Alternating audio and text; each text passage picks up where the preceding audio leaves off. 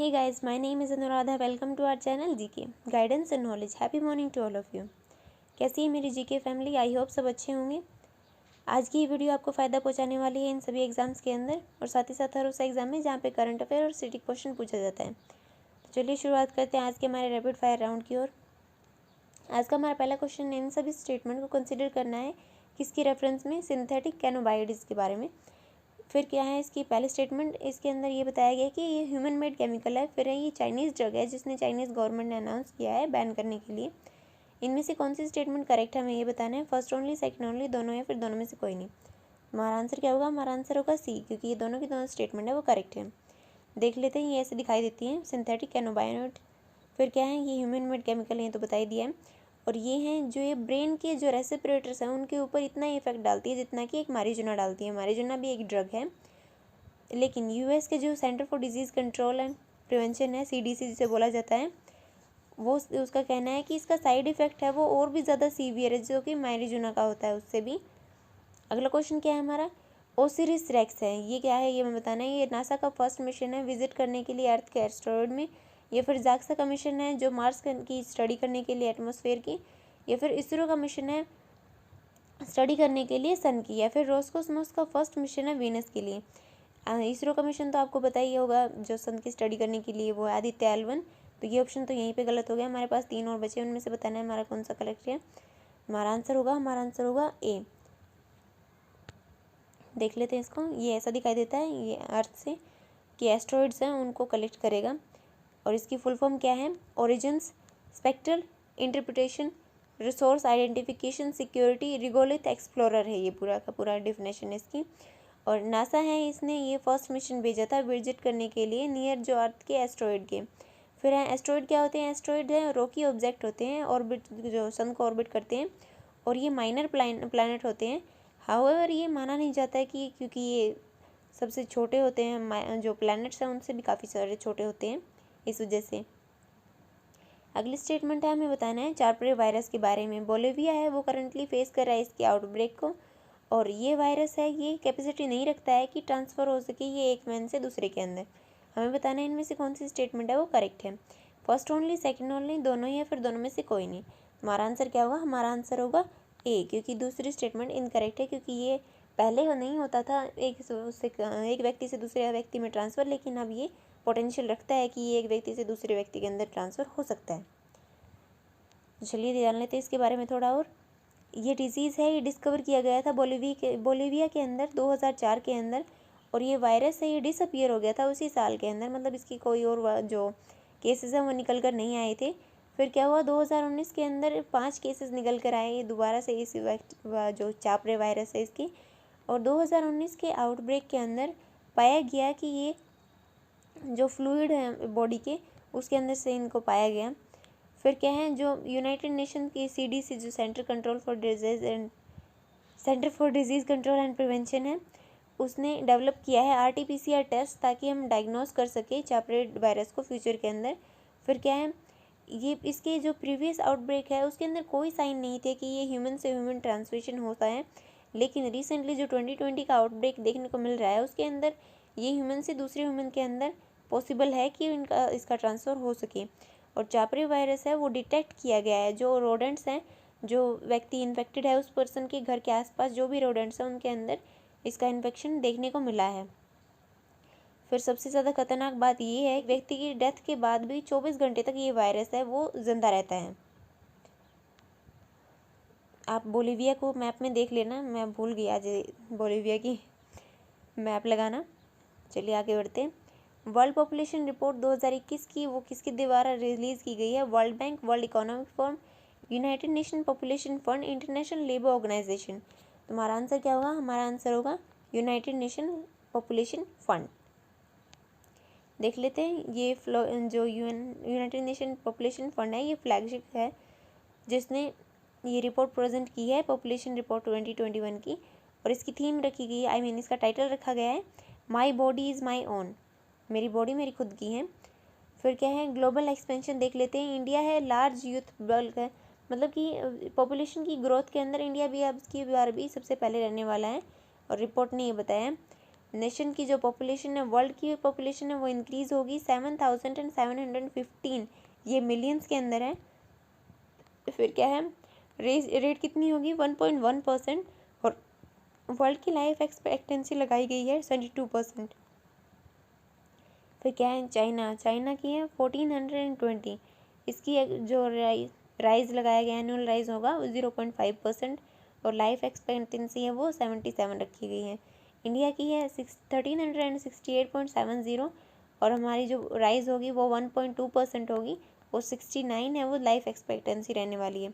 ऐसे ही बाकी सभी का आप देख लीजिएगा। इसमें मेन बात ये सबसे ज़्यादा यूएसए की है।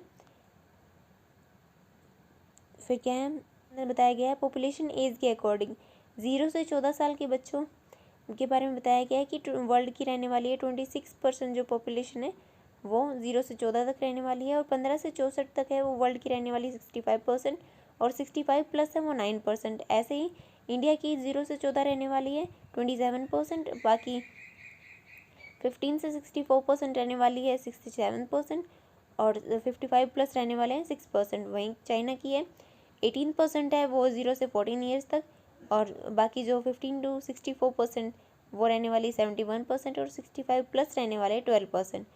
2.7% लीस्ट डेवलप्ड कंट्रीज़ हैं, उनके अंदर बताया गया है कि जो मोस्टली अफ्रीका है वो सबसे हाईएस्ट फास्टेस्ट ग्रोइंग पॉपुलेशन रहने वाली है, और लीस्ट डेवलप्ड कंट्रीज़ हैं उनके अंदर 47 नेशंस हैं जो कि लोएस्ट सोशियो इकोनॉमिक इंडिकेटर्स दिखाए गए हैं, जिसके अंदर poverty, human resource, economic vulnerability, इन सभी को लिया गया है यूएन की जो ह्यूमन डेवलपमेंट इंडेक्स की रेटिंग से।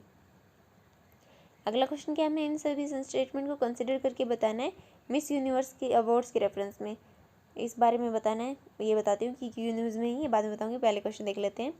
एंड्रा मेज है, ये मैक्सिको की रहने वाली हैं, और इनको मिला है मिस यूनिवर्स 2020 का खिताब। फिर क्या है, ये कैंसिल हुए हैं जो अवार्ड्स हैं मिस यूनिवर्स के, कैंसिल हुए हैं सेकेंड टाइम कोविड-19 के वजह से 2020 के अंदर। तो हमें बताना है इनमें से कौन सी स्टेटमेंट है वो करेक्ट है। फर्स्ट ओनली, सेकंड ओनली दोनों ही है, फिर दोनों में से कोई नहीं। तो हमारा आंसर होगा ए, क्योंकि सेकंड स्टेटमेंट है वो रॉन्ग है, क्योंकि ये सेकंड टाइम पे नहीं, ये फर्स्ट टाइम ऐसा हुआ है कि ये कैंसिल हुए हैं, तो इस वजह से ये क्वेश्चन इंपॉर्टेंट हो सकता है।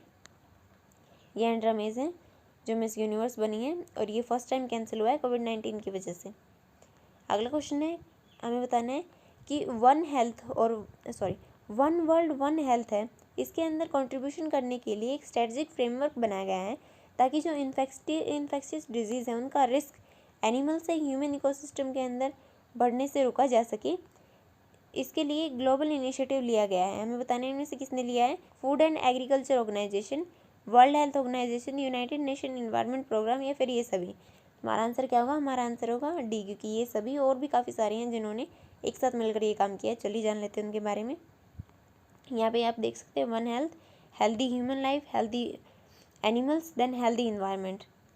अब देख लेते हैं इंडिया का वन हेल्थ विजन है, जिसके अंदर ड्राइव किया गया है ब्लूप्रिंट इसका एग्रीमेंट के अंदर, जो कि ट्राई पार्टी प्लस एयरलाइंस है, और इसके अंदर Food and Agriculture Organisation, United Nation FAO, World Organisation for Animal Health OIE बोलते हैं जिसे, फिर है World Health Organisation WHO, United Nation Environment Programme UNEP, global initiative support किया गया है यूनाइटेड नेशन चिल्ड्रन फंड जिसे कि यूनिसेफ बुलाया जाता है, और वर्ल्ड बैंक के द्वारा, ताकि ओवर रीचिंग करी जा सके और कंट्रीब्यूशन किया जा सके one health and one world के बारे में। अगला क्वेश्चन क्या है हमारा, इन सभी स्टेटमेंट को कंसिडर करना है क्रेन्स के बारे में। क्रेन्स हैं वो डीपली कनेक्टेड हैं हिस्ट्री और कल्चर की आयरलैंड की। फिर क्या है, क्रेन है जो वर्ल्ड का सबसे टोलेस्ट फ्लाइंग बर्ड है। हमें बताने इनमें से कौन सी स्टेटमेंट है वो करेक्ट है। फर्स्ट ओनली, सेकंड ओनली दोनों ही है, फिर दोनों में से कोई नहीं। हमारा आंसर क्या होगा, हमारा आंसर होगा सी, क्योंकि दोनों की दोनों स्टेटमेंट है वो करेक्ट है।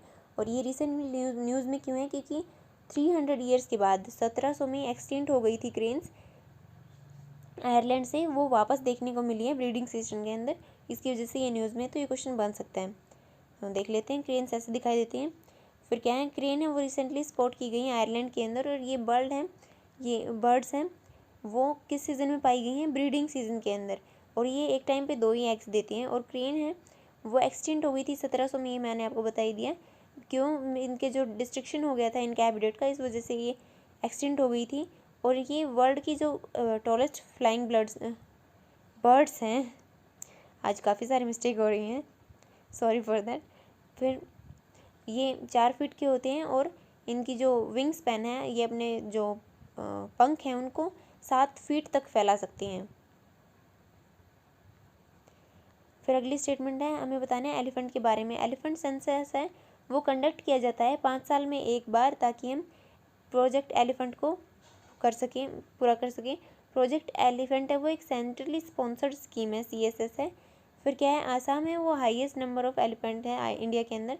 हमें बताना है इनमें से कौन सी स्टेटमेंट करेक्ट है, first and second, second and third, first and third, या फिर तीनों की तीनों।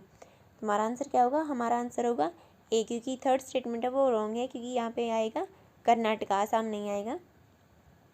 देख लेते हैं, एलिफेंट सेंसस 2017 के अंदर कंडक्ट करवाया था। उसके अंदर एलिफेंट की पॉपुलेशन है 27,312 थी। नंबर हैं वो लोअर हैं पहले से, जो पहले सेंसस हुआ था 2012 से, बिटवीन 29,391 टू 30,711 था पहले, लेकिन अभी ये 27,312 देखने को मिला है, तो इस हिसाब से एक कम हुआ है। फिर क्या है, कर्नाटका के अंदर है 6,049 और हाईएस्ट नंबर है एलिफेंट का ये कर्नाटका के अंदर। उसके बाद में आसाम के अंदर है 5,719, फिर केरला के अंदर 5,706। इतना कोई नहीं पूछने वाला कि कहाँ पर कितना है, लेकिन हमें पता होना चाहिए सबसे ज़्यादा कर्नाटका में, फिर आसाम में, फिर केरला में। कर्नाटका है वो 20% एलिफेंट से घर माना जाता है। और साउथ इंडियन स्टेट्स हैं कर्नाटका, केरला, आंध्र प्रदेश, तमिलनाडु, इन सभी को मिलाकर 44% जो एलिफेंट से घर है उनका घर है इंडिया के अंदर। फिर क्या है, अराउंड 32 जो एलिफेंट रिजर्व्स हैं इंडिया के अंदर, और जिनके अंदर से सबसे पहला रिजर्व बनाया गया था वो था सिंघभम एलिफेंट रिजर्व झारखंड के अंदर। अगला क्वेश्चन है, इनमें से कौन सा इंस्टीट्यूशन है जिसने डेडिकेटेड पोर्टल बनाया है जिसे कोव एड का नाम दिया गया है, ताकि एड को ट्रैक किया जा सके, जो इंडिविजुअल ऑर्गेनाइजेशंस चाहे वो डोमेस्टिक हो या फॉरेन हो उनसे आ रही हैं उसके बारे में। तो हमारा ऑप्शन है NITI Aayog, ICMR, supreme court of India, या फिर मिनिस्ट्री ऑफ होम अफेयर्स। तो हमारा आंसर क्या होगा, हमारा आंसर होगा ए, हमारा आंसर है नीति आयोग। चलिए जान लेते हैं इसके बारे में।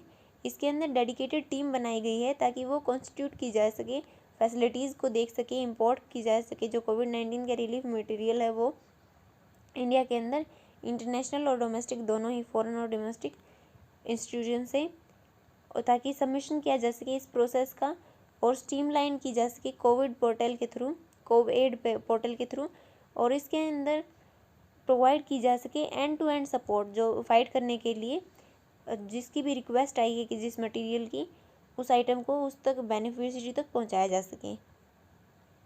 हमारा लास्ट एंड फाइनल क्वेश्चन है, इन सभी एड्स को बताना है कि कार्बन डाइऑक्साइड है वो कार्बन साइकिल के अंदर कैसे कन्वर्ट होता है, किसकी वजह से कन्वर्ट होता है अर्थ के ऊपर। पहला ऑप्शन है वोल्केनिक एक्शन, फिर है रेस्पिरेशन, फिर है फोटोसिंथेसिस, फिर क्या है डिके, जो ऑर्गेनिक मैटर के अंदर होता है वो। इनमें से करेक्ट कोड बताना है हमें, फर्स्ट एंड थर्ड, सेकंड, या फिर फर्स्ट सेकंड फोर्थ, या फिर फर्स्ट सेकंड या थर्ड। एंड 4 भी आएगा यहाँ पे, मैं मिस कर गई। हमारा आंसर क्या होगा, हमारा आंसर होगा सी, फर्स्ट सेकंड एंड फोर्थ। इसके अंदर फोटोसिंथेसिस को नहीं इंक्लूड किया गया है। हालांकि पौधे हैं वो कार्बन का यूज़ करते हैं खाना बनाने के लिए, लेकिन उससे कार्बन डाइऑक्साइड से कार्बन साइकिल जनरेट नहीं होती है। देख लेते हैं, वोल्केनिक एक्शन, रेस्पिरेशन और डिके जो ऑर्गेनिक मैटर का होता है वो कार्बन डाइऑक्साइड को कार्बन साइकिल के अंदर प्लैनेट अर्थ के ऊपर बनाते हैं। ये मैंने आपको बताया। फोटोसिंथेसिस भी कार्बन डाइऑक्साइड का यूज़ करता है प्रोसेस करने के लिए फूड, लेकिन इस प्रोसेस के अंदर इसे इंक्लूड नहीं किया जाता। So this it for today, thank you for listening, don't forget to like and subscribe, also provide suggestions to improve. जय हिंद, जय भारत।